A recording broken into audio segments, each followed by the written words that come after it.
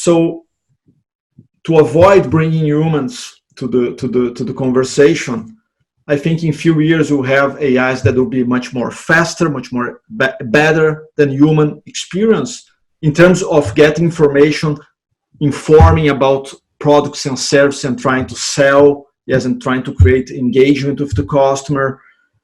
I think AI is going to be doing in few years that very, very fast and very good, but we are not yet there. There are many different models.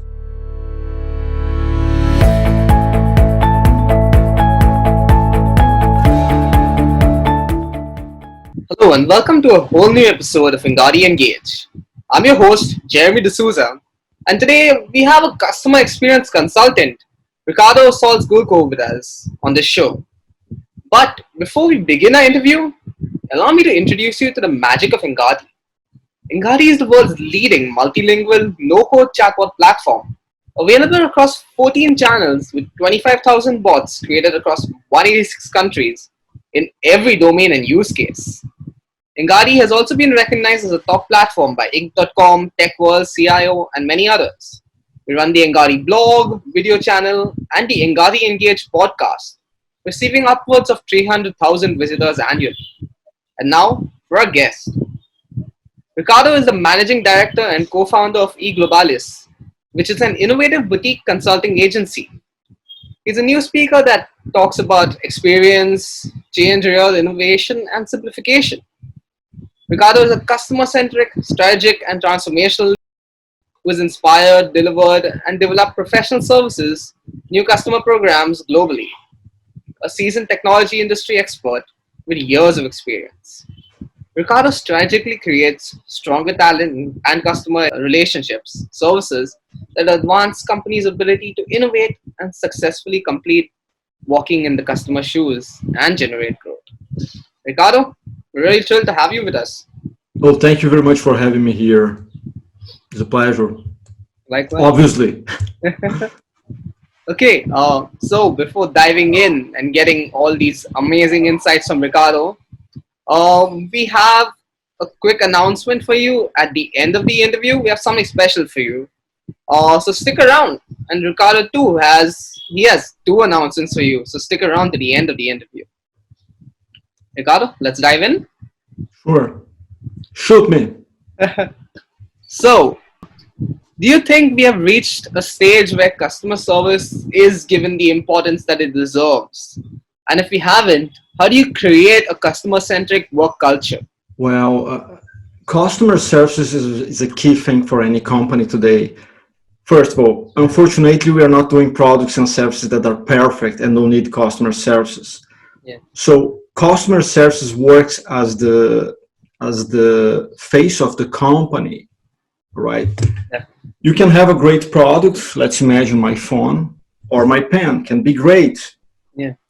Until the day that I have to meet you, in the customer services. Then is your moment, yes, or you win me or you lose me there because your competitor maybe is worse or better than you, and my memory works. So I remember what happens with your competitor, for example. So it's extremely important to use the time now to improve further, especially in what we're living right now with the COVID pandemic, your services, and step up this. So if answering your questions, definitely is very important, and definitely for me was always recognized. Some people don't give the focus and the budgets to improve that, some companies. Yeah. But the importance of customer services when you meet your customer is extremely, because you are connecting with them in different touch points, and all touch points are important. Absolutely. Regarding, in case your customer service is not that good, okay, it's time to improve your game. And here you have, during the pandemic, you have a great opportunity to raise your game and to improve your game. How? See what companies like Salesforce, like Medtronics are doing. I'm going to talk about that a bit later, but you have so many opportunities here to outstand.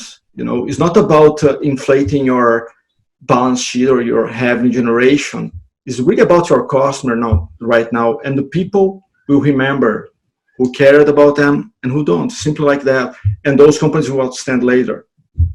That's what I think about customer services. That was your question. Yeah. So it's extremely important, still, in my opinion.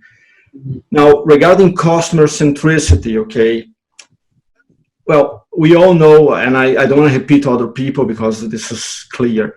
We all know that customer centricity starts in the board, in the C-suite, and drops down the Yeah. company. If you don't have the leadership leading what your customer and having your customers with them as a focus, you'll never deliver a good experience. So I have some points here for you. First is the culture. Understanding your customer is extremely important. I cannot serve if I don't understand. That's the obvious thing. And you have so many great technologies today to receive the data, data gathering softwares. You have your AI. You have chats when we are interacting with the customer. You can collect data. So there are so many opportunities today for us to collect data, to understand better the customer, to ask questions, and to really create a customer centric experience or services. In your case, that was our questions. You need to hire the right people. However, when I say hiring the right people, I'm not saying, hey, this guy's good, oh, let's bring him. Don't hire a guy, for example, that never served somebody else, okay, because it's not going to fit probably in what you are aiming to do. So you need the right people, the right process of hiring to outstand. Okay, that's the basics. And also, when you are training, it's not about one training, it's about continuous training, because today the technology is changing so fast. You don't have time enough to answer all questions. You cannot know everything. So you're in a continuous journey. It's like medicine, it's like technology. We're always learning all the time, and that's what I believe. That is the approach for training. Is a continuous change, is a continuous learning all the time. I think that's for the point. Also, when you design if you are designing already a new service or a new product, keep your mind here, your customer needs, not what you want to deliver, right? Because it doesn't matter. Matters what they need from you. If it's especially existing customer, he's asking for change, for adaptations. You have to adapt culturally. So all those things are extremely important to create a culture of real centric in your customer, to be customer centric. I said the opposite, right? Training, empower your people. I could give you here great examples, but I will not focus with examples in this case. Empowering your people is giving them the power to decide. If you do that, when I'm interacting with you, I'm serving right now. So let me decide. Don't make me go to my manager to ask questions. I can decide for you. I know what's better for you because I understand you. That's the approach, right? What else? Personalize. Obviously, you are connecting data when it's your existing customer. Personalize. And lastly, please hear your customer. And in the end, measure everything. Measure and measure. Why? Because you cannot see if you are succeeding or not in the current strategy that you have if you are not measuring something.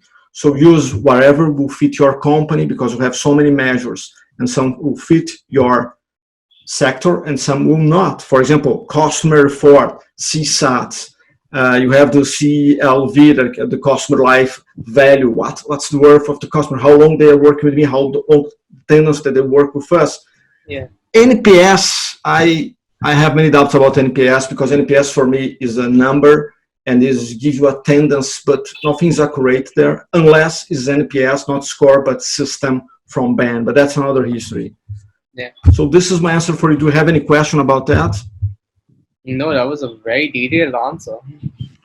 I hope that not extending too much for you, but that was my thoughts when I got this. Mm-hmm. So, since you're all about simplification, how can simplification transform innovation capacity and technology design? So let's first define one thing. That's a lovely question. I love this question. When you sent me that, it was really cool. Simplification comes out sometimes of complexities, and we all perceive complexity as such a terrible thing. Oh, complex! This is complex. If you are talking about a girlfriend or a relationship, maybe it's problematic, yes. But in the real life, let's take one example. Amazon. Amazon, 2 clicks, whatever I want is in my home, correct? In your home. But what really happens that besides the scenes in the back office is a tremendous complex operation. Yes, the processes, the design, the personalization, the supply chain that is super complex. You know, to deliver a book in 10 minutes for somebody else in the other continent is amazing, those things. So complexity, even though looks bad, is not always bad, right? That's the first thing that I want to kill as a myth, okay? Because think about FDA today, and we are dealing with COVID, correct, in the crisis. How important is the complexity of the FDA for you? Think about that. The FDA, yes, is a bit complex, but if was not complex, we would be dead right now, or you take a medicine that will kill you. So it's great to have our food and your medicine that works for us as humans. So that's the reason is this complexity, because it's solving some problems. Some companies tend to exaggerate on that, and that's another problem. All right.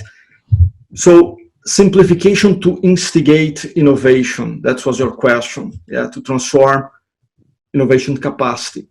So I'll give you a practical example from SAP to illustrate my answer, right? So a few years ago, I don't know if you remember, I hope you remember. So because SAP have 40 years, a bit more than that. So SAP they went very successful. You know SAP, correct? SAP, Oracle. And so SAP went to the point A to B, super powerful, biggest software technology enterprise in the world. Everything was great, but they grow it a lot. Yeah, and with grow, you get rusty. Yeah, as you get older, you get also rusty. Yeah, normal. So it's the same thing here. So they get very complex, and with complexities, you start to run slowly. Yeah, that's the problem. So what they did was the following. The new CEO that now left the company for services now, the Bill McDermott, when he becomes the CEO, he understood that they have so many complexities to deal with, right? And so he was hearing all the times when he was meeting C-suite around the globe, their concerns as well. So he understood how important it would be to the company to succeed. First, to simplify, to reorganize. And he realized one thing when he comes on board. Wow, my goodness, Oracle is going to lead, Salesforce is going to lead if you don't pick the gap that you have in cloud solutions. Yeah. And then they started to acquire so many companies because they did not have the ability to innovate again. Not that they didn't have, I'm exaggerating, but they was innovating in slow motion, and your marketing is running very fast. So they acquired Ariba, Concur, Qualtrics. Qualtrics was the last one. Ibris, so many great companies, all cloud-oriented. So they get the leadership again, acquiring. So what they did to return, what I call return to innovation, and that's what your question is about. First, they created inside the culture of simplifying the company. They communicated that for the people who are going to change.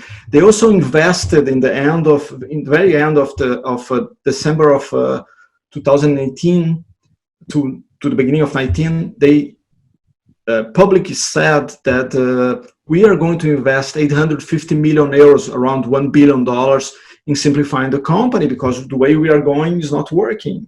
Yeah. You know, or we are not going to go out from B that you got here to C and D. So they want to advance, obviously. Yeah, it's a huge, powerful company. So what they did here was the following. the empowering groups of development, giving more freedom.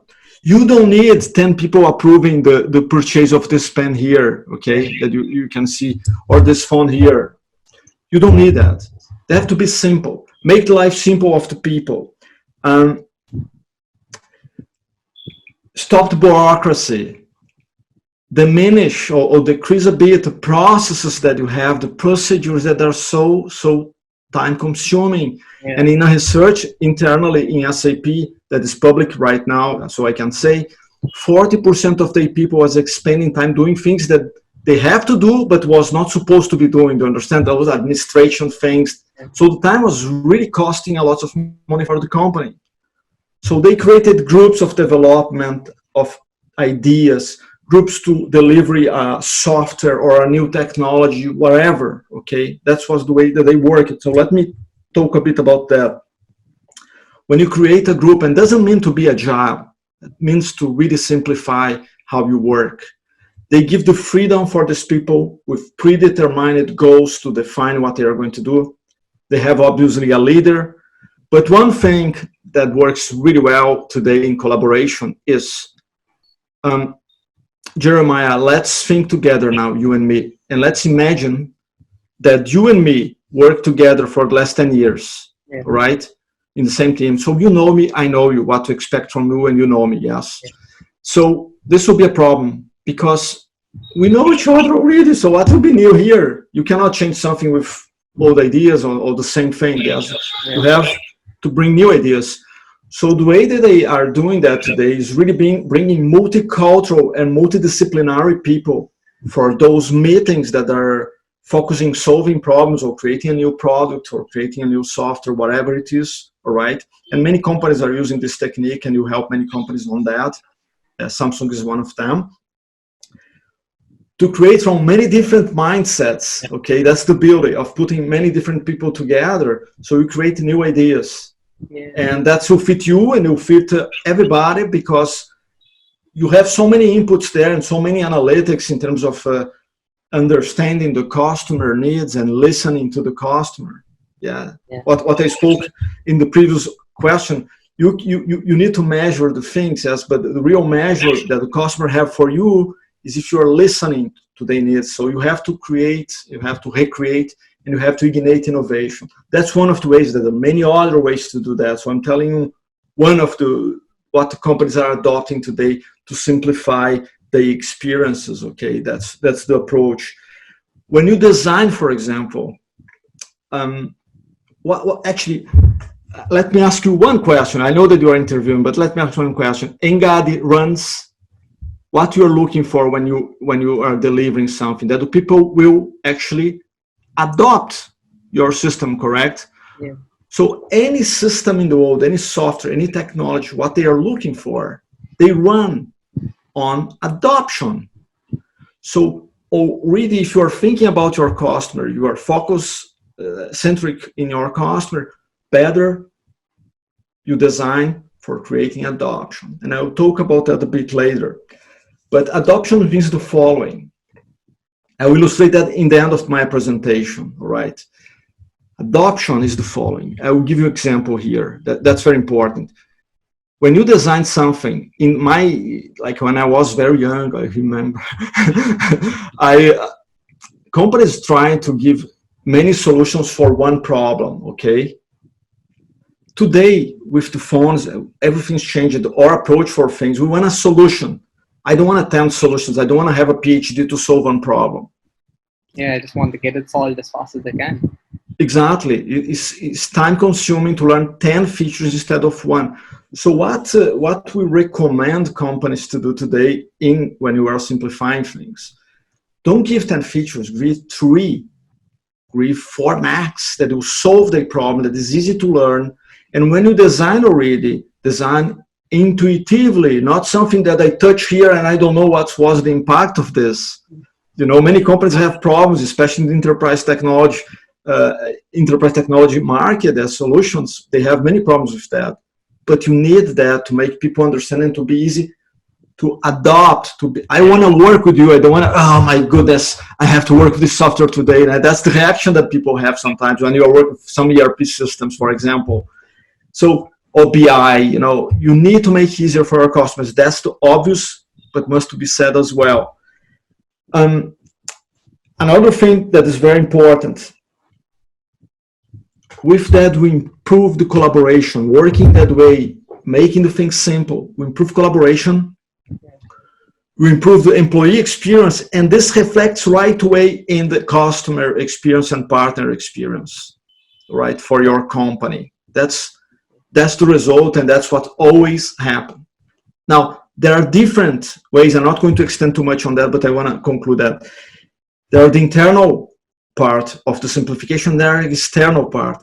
So Bill McDermott, the ex-CEO of SAP, he said that he was so many times approached about the complexities of so many acquisitions that they did that have so many different pricing models that they want to create one simple pricing model for everyone. Not exactly the same, but at least looking alike, easy to integrate between the companies that they acquired, And that's also another way to do simplification outside your boundaries, and that's very important as well, because the most important is to give a great experience for your customer. I hope I answered in certain way your, adoption creates ARR.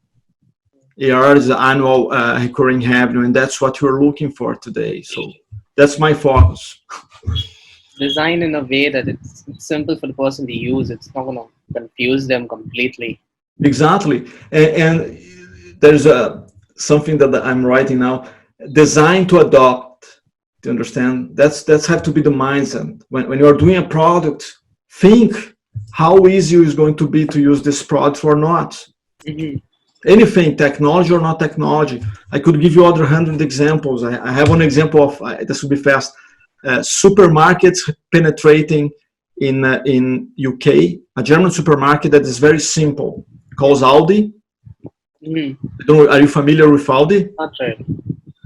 So all these very cheap products were very quality. Mm-hmm. So they broke almost the supermarkets chains in the UK because they have 25, 28 ketchups. You go there, you have 3 ketchups, you pick the ketchup, you go to the cashier. Easy works. Everything is to make easier for your customer to understand, to adopt, to deal with, makes their life easier, even if you have complexities in the back of your office. Yeah. Hope I answered that. I'm sorry to extend. Yeah. Answered it perfectly. Wow. Okay, so digital experiences are also really important, right? What do you think about chatbots being implemented in an attempt to improve your digital experience? And what advantages do you think they bring in? Well, advantage, that's this is part of it. I wrote a list. Efficiency, that's fast, time to market, time to obtain the information what you want. Think about what is the competitor of your chatbot, other channels of your own company. Yeah. So I have to call now, for example, I have a very complex problem, and I have to call you right now. I pick the phone, I have to wait on the line. Mm-hmm. And then finally I get somebody there and he starts to inquire what I need. It will take him 25%. That's based in a research of, this is PricewaterhouseCoopers. I wrote here because I always okay. So they did a research about that. You wait 33% of your time, the agent to expend his time trying to inquire the problem that you have. That's great. Trying to find a solution that will take him 20% of his time and your time. So how frustrating this can be. So what chatbots change, and that's many years ago, and now chatbots are getting much better with AI, as we're talking about that later. But make simple, yeah. And so I get in your chatbot, I ask what I want. If you have a great AI, he will answer me right away. If it's more complex, you probably pass for a human, or you'll say, look, we are not working right now. We'll take your email and we'll answer you later, depending on the size of your company. The expectation today is to be answered in 1 hour, and max. Yeah. Chatbots will have immediately answers. Definitely. And in the majority of the organizations, especially the ones we work with, they really deliver the experience on the spot, very, unless you have a earthquake or something terrible happening, they're not going to be there for you to help you. And also today you have the AI, and AI is simply changing everything as it evolves. As we'll talk about that later, but we have here so many opportunities, and always think that your chatbot is competing with it's competing from on your own company channels. And another important thing, you have so many solutions now.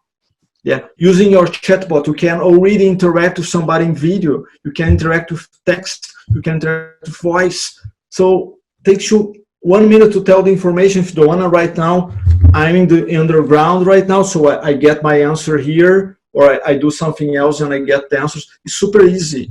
There's so many advantages for that. So that's the way I see that.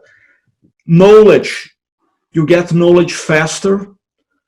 Efficiency, convenience, friendly people. Yes, oftentimes all your AI or people that are serving, oftentimes, not always, they are very friendly, unless they have a personal problem. The value that you gain is on the spot. Yeah. And is answering what you look. You don't have even a self-services. You don't need a self-services, because self-service, you have to look for the information. Here you have the spot. It's ready to answer what you need and solve your concern. That's the main point that you want to obtain here. So that's what I can tell you about this in a very short view of chatbots. I really think that's a great solution in terms of improving your digital experience. And not digital experience, because it's also physical experience. I'm getting to the chatbot because it's there, but who is there? Is a human anyway? We are not in the stage that the robots are taking us out of the globe and they are taking, So it's all about your brand experience. Think about Sephora and H&M here in Europe. I think H&M is global today. Sephora is in many different big cities. Such great chat. Samsung have chats. I think, if I'm not wrong, Apple have chats as well. So many companies are using this to give value for the customer, and works extremely well, and it's very time effective. Even Marriott's doing it. Who? Marriott Hotels. Oh, Marriott Hotels, yes. I didn't know that. I used to be, I'm missing a Marriott as now. We are all at home. I even don't think more in hotel terms. I hope I answered your question. We most certainly did. So, how are AI and modern technology in general helping businesses create better experiences and provide better service? This is like a follow-up to the previous one. So, as I started to say there, AI have so many advantages, and AI is not a static. Nothing is static. Yeah, we are all growing up. Tomorrow will be older than today. So, unfortunately, so AI is evolving. The algorithms, the natural language is evolving. So we get to certain level already. I saw some research from Google talking about that, how they are advancing on that. In the big, I'm not sure that now, I don't think that now we are up to the challenge in terms of answering as a human, but I do think that we are going to get there very soon, all right? And when you have a chatbot with AI that can answer right way something, and more complex questions, because that's the challenge for AI, yes? To answer complex questions. The easy they can answer, obviously, but sometimes they get that wrong. So to avoid bringing humans to the conversation, I think in few years we'll have AIs that will be much more faster, much more better than human experience in terms of getting information, informing about products and services, and trying to sell, yes, and trying to create engagement with the customer. I think AI is going to be doing in a few years that very, very fast and very good. But we are not yet there. There are many different models, and they are growing. We have data. You have so many systems studying what the customer, the language. So we are going to get there. And I have another point here. Precision and speed of the information is extremely important for AI, and companies, I think, they are getting to this point where you are going to answer finally precisely what the customer is asking for with AI today. Maybe I'm dissonating with what you are aiming, but is that that's the answer that I can give you right now? And that's another point here. I really think, okay, the humanoids, we have a problem to get in data, and because we have certain limits as well. Nobody, no agent or no interaction will have all the data. But understand that as better it gets, the chatbots with AIs and other technologies, this is going to get better for you in terms of information. Now, you asked me about technology. Technology is a great tool. All technologies are a great tool to make a better experience. But better experience doesn't exactly need. I can give you examples from Medtronic, for example, the company that sold me my device here, my pump. I am diabetic, so I use a pump that injects me insulin all the time. So in 2005 and 6, just to give you what's culture, I didn't know. I was so good in customer experience that I didn't know that you have to call the call center, and I didn't. I called the headquarters in Minnesota. A woman answered the phone. 2 minutes after that, I was, don't ask me how, to the vice president secretary. And she told me, how can I help you? I told her, look, I am in the US, I started to work, but I don't have my insurance card yet, and I need my suppliers, which is some plastics that connect your body to the pump, right, to inject insulin. They said, no problem, we'll take care of you. That was a conversation of 15 minutes. I said, oh, okay. I was really frustrated in that moment with the services in the US. Okay, everything was calling and taking 1 hour to get something solved. Then she said, in 48 hours or rep in your area will call you, or agent in your area will call you. And then in the end of the call, she said, do you have any other problem? And then I jumped on her and said, yes, I am frustrated. It's hard for me to find a doctor because I don't have the card, and also they don't have spare time for other clients because they have such amounts of diabetics in the US, and as the quantities are growing because people sometimes eat badly, yes, wrongly. Yeah. No problem, we'll call you. Next day, the girl called me in the morning early before I leave to my job. I was working that time in a technology company in New Jersey, and she told me everything that I told the other woman, and I was amazed. Remember, we don't have social media, we don't have data analytics, nothing. 2005, 2006. Then she said, I understood what you need. Let me first send your suppliers. And then right away, when I do something good for you, you want to do something good for me. I tell, well, let me give you my credit card. She said, no, you don't have yet your insurance. That's no problem. We understand you need that. We'll send you. I found, wow, that's amazing. As they sent $250 for free because I needed. And then she said in the end of the call, by the way, tomorrow I will call you with 3 doctors in your region. And now we spoke about personalization, correct? Before I mentioned that. And then remember, we did not have no software in the back scenes in the experience. We don't have nothing. And she said the following thing when she called me the next day to give me 3 doctors. And not that I care. We don't care about religion, okay? But she told me, by the way, this doctor is Jewish. And then in this moment, I said, wow, she even realized that I am Jewish.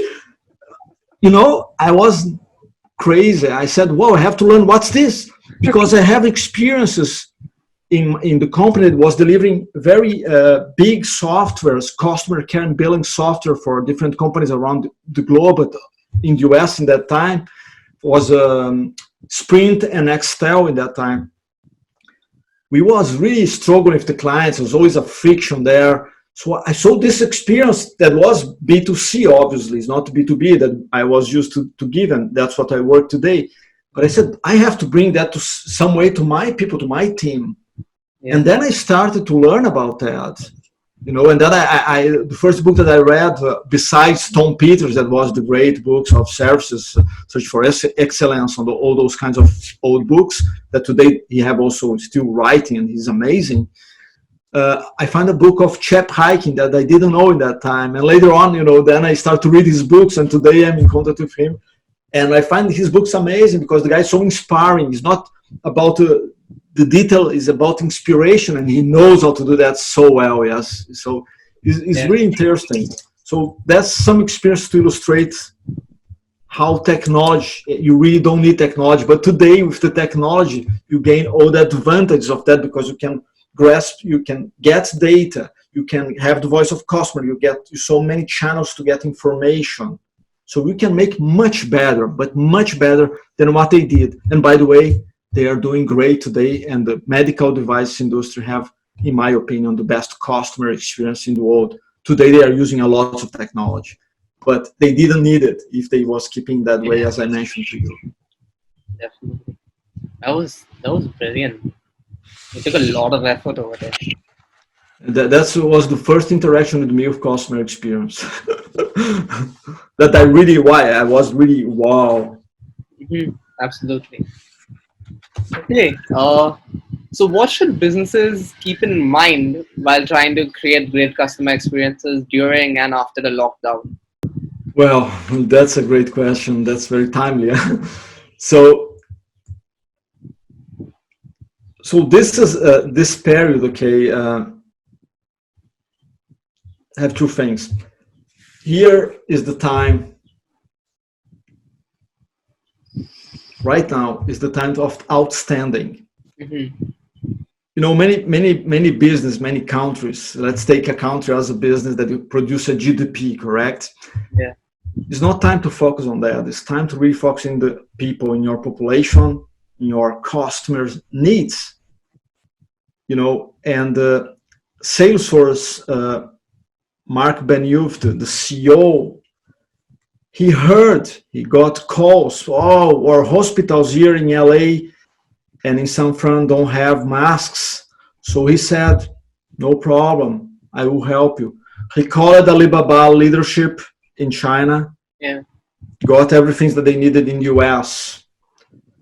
I'm sorry to return to this company, but now you understand how the beauty of the charm of medical device industry. Medical device industry is about to extend life, yes. They wanted you to live. Medtronic have a great ventilator for lungs, for the crisis that you are living right now, that are missing everywhere in the world. Many people are dying because they lack ventilators in the hospitals. The CEO of Medtronic said, look, we cannot produce so many like that as the world is needing. And that's an obvious realization, and no company can do by itself. So he said, I will open source from our technology, and whoever wants to use that. And you can go, I wrote an article 1 or 2 weeks ago about that. That shows you what's the commitment. If you imagine how much money they make, the revenue that they make from this simple device that they are giving away for the world to take and just copy and do something for your hospital, it's millions of dollars, but they don't care because this is a situation that you have to show your basic humanity as, and that's really important. Because if you die, you are not my client as well. So what's the value here? I have to solve your problems. That's the time to step up. So all companies that will step up right now, I can tell you that they will outstand later too. Companies that close themselves, they don't want to help. They just want to keep, let's keep ourselves alive in certain. Let's fire 100 people. Let's fire 1,000 people, and because I don't care. Yes, it's just my revenue. I have to keep satisfying my board and my revenue generation, and that's what I care about, satisfying my board. That's not very positive. So this is the approach here. You have to is opportunity to outstand. So I hope those two histories can illustrate what I mean by outstanding, and you can do that in so many ways. Companies from Italy, from high brands, very expensive brands, are doing masks right now because they understand that they don't have enough. Digital CX customers are expecting from you, from your organization, to outstand right now. Okay, so do it your part, and the people will really appreciate your brand as part of your brand experience. What we're living now is not going to be later. Edelman research, and I brought that to you specifically, 33% of customers now, based in Edelman research, expect you to answer fast, all right? Yeah. And it's not about answering fast. When you are interacting with customers, to stand up your game, you have to be, it's hard to be empathetic because we all are humans and we all are overwhelmed with what's going on. Yeah. But you have to act in that way if you want to be a professional. I can tell you, if this interview, this conversation with you was yesterday, I would be super overwhelmed because you got groceries here from all the products from supermarket, and I expended all my morning yesterday in doing the following: cleaning the products with disinfectant. Like 4 hours of my time makes me nuts, but if I don't do it, I don't protect my family. Yeah, so I care about them, care about your customers in the same way that you care about. That's what I can tell you. The life after COVID, first, your brand can come much stronger. Use the time right now to prepare yourself for after that. If your experience, your digital experience, it's and your customer experience is not perfect, raise your game. That's the time to work. You are at home anyway. Everybody should be at home. So raise your game. That's what's going to work for your customers later on. That's focus. See how you can make simplification for them and give a great and better customer experience. And for sure, fix your mistakes. You know what is not working, you know what is working, and you know what you can improve. Focus on that to come stronger from that, not weaker. Yeah. I hope I answer your pandemic question. I'm not expert in pandemics. I'm just trying to get myself and my family safe, and wishing you and everybody to be very safe. That's what I can say. But yeah, this is the time when, if you have a great experience now, if you do stuff now, you're going to be remembered later. Definitely. That's the real time that, because we never had this, as in 100 years, we did not have that. Mm-hmm. When we have that 100 years ago, there was no technology. Yeah. People was not going around telling how amazing you did something or how wrongly you did. And I have a negative experience here, just to illustrate something for you. Now it comes to my mind. So I have a gym here, okay? Mm. So I go into fitness, etc. Yeah. And we are paying the gym. And I told them, look, I want to stop my payment because I'm not going to return until I get a vaccine. I am diabetic, and my wife as well, because if she goes and she gets COVID, I will get COVID, correct? Yeah. I'm not joking, but I exchanged 20 mails trying to convince them to stop my payment.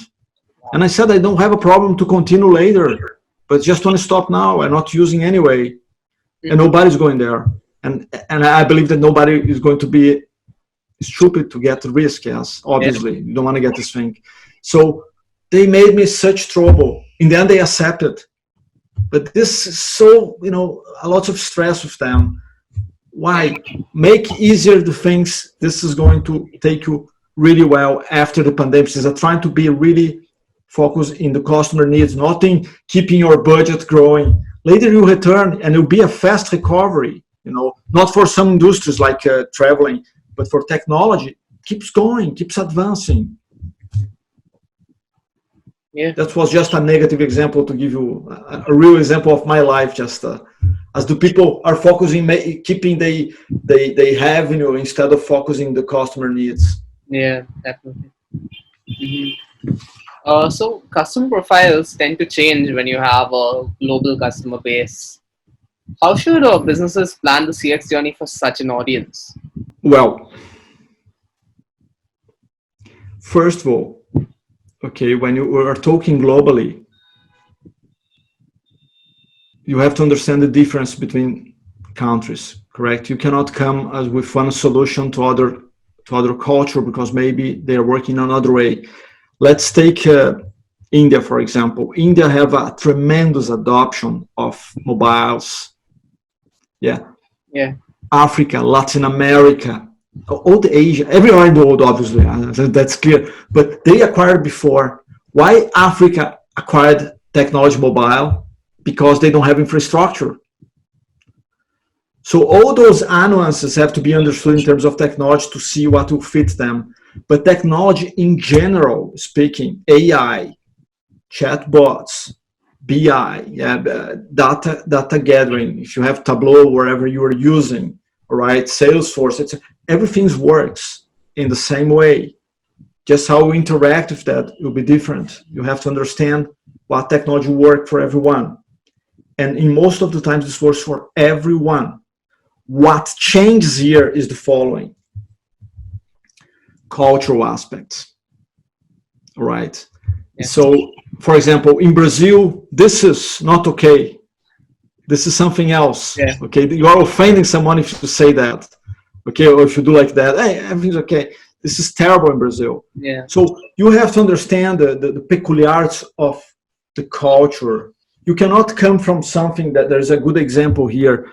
There are some associations in the US that believe that defining 6 pillars for customer experience or for anything is enough, simple. But customer experience is not a static thing, and the cultures in different countries are moving forward. Mm-hmm. So this is extremely important. And you have to understand what is moving, how is the communication, because in India you have one way to communicate. In Germany is direct. Yeah. You know, it's very direct. Yeah. And in Israel is very direct as well. In Korea, and I work a lot in South Korea, in Suwon, in the headquarters, they are very nice people, very polite. But in a meeting, this change, and everybody have very direct dialogues. It's cool, you know, you enjoy, because the focus is to create value for the company and for the customers. Yeah. You know, not to win over your idea because I think it's better. If you have a better idea, great, I get your idea, but let's go with it. You know, that's the mindset. So, returning to your question, consider aspects of difference of culture. That's one. People feel different about privacy, for example. In the UK, people accept that you will be invaded a bit, yeah? In Germany, less, and in Spain, much less, because the people are afraid to deal with cloud systems and e-commerce, because they are afraid what they are going to do with my data. They are going to use or steal my credit card number. You know, many different things in your mind sometimes. Marketing, how you operate works a bit different. You have to understand those announcements to penetrate a new market, and in the same way it's technology, and especially in customer experience, that is all about understanding your customer. Yeah. Yeah. If I want to enter in Japan and I use the culture of Germany, believe me, you are going to fail big.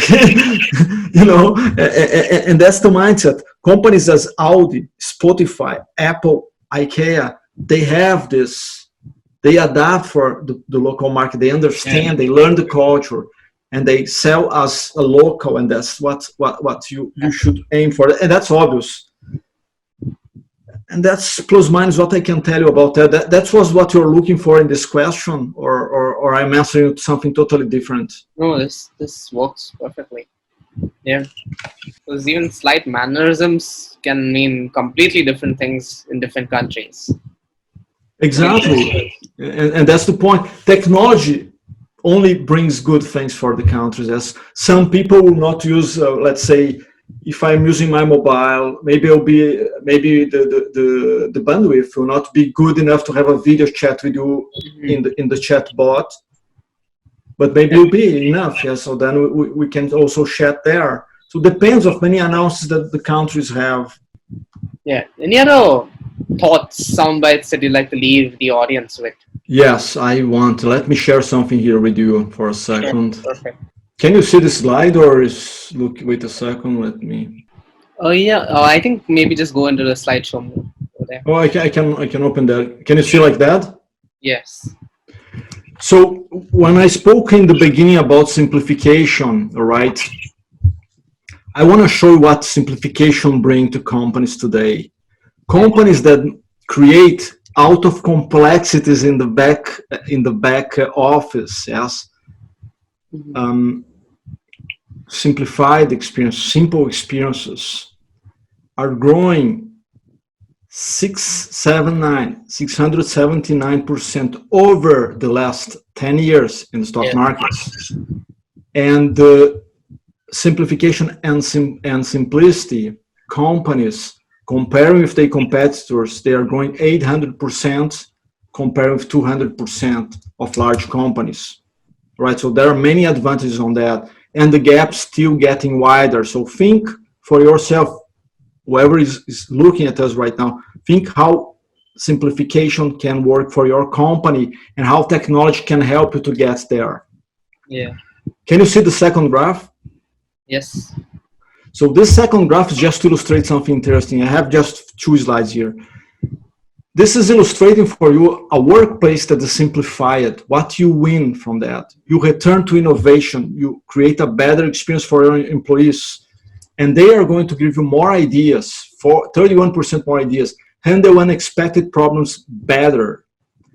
Ask for input or ideas for co-workers. What it means? Much higher level of collaboration, 23%. They also will be much more productive.